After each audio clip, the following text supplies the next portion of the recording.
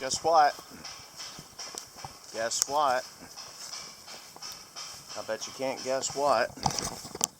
I broke it. Yeah, I broke it. How do you break a krone? That's what they say, right? Well, I'll show you. That was awful too, because I don't know how I struggled through, but I did finish the job that I was doing.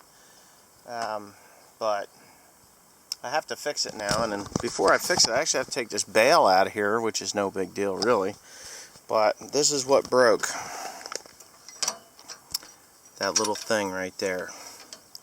Ha ha ha ha. This is actually a switch right here, and it tells the scale when the bale is on the scale.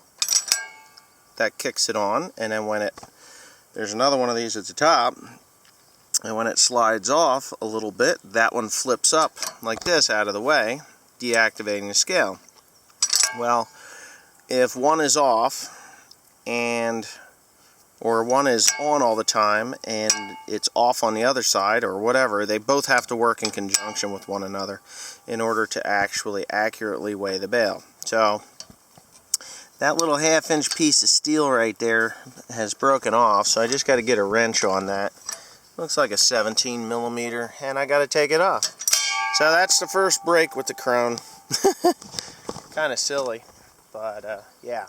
And no, it wasn't that big of a deal that it broke, other than it was kind of annoying because you'd see the bale come off the end, but you couldn't tell how much it weighed. And I've gotten accustomed to the weight of the bales.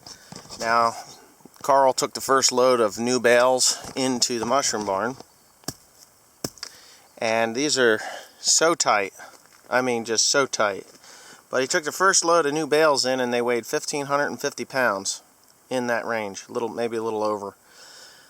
But they average 1,550 pounds, and these bales are bone ash dry, so 1,550. The bales coming off the back of this thing today, before that piece broke, they were somewhere in between 1,475 and 1,560. So we're just going to call that a 1,525, 1,535 in that area. That's what they were averaging. So 33 bales has put me at 25.5 tons. You have 25.5 tons with that machine, with this machine. So it's going to save me a bunch of money in hauling, because it'll be less trips to the mushroom barn, because each and every trip has somewhere around 4.5 to 5 tons more on it. And you know, you do that 10 times and you've got 50 tons more, and it just, you know, logistically it's the smartest way to go, by packing so much hay in the bale. But anyway, so far I'm getting ready to do my overview of this baler and what I like and dislike about it. And there are a couple of things that I do dislike, but there's a lot more things that I do like. The first thing that I like, and I'm just going to say this now before I end the video, is the fact that I go to the field, I bale all day, I come home, and I'm not even tired. As a matter of fact, I bale all day, I bale 1/3 less bales, I have more hay in those bales, 1/3 more in the bales, I've bale 1/3 less more bales, I don't break anything, except for little things like that, and you know, I get to be home at this time of day, which it's 6:30 in the afternoon. I'm done baling until tomorrow. With the case windrower being down, it's putting me, I'm only able to bale 200 bales a day. Today I only baled 168 because I ran out of ground over there. But for the most part, this krone baler is the cat's ass. It just does what it's supposed to do.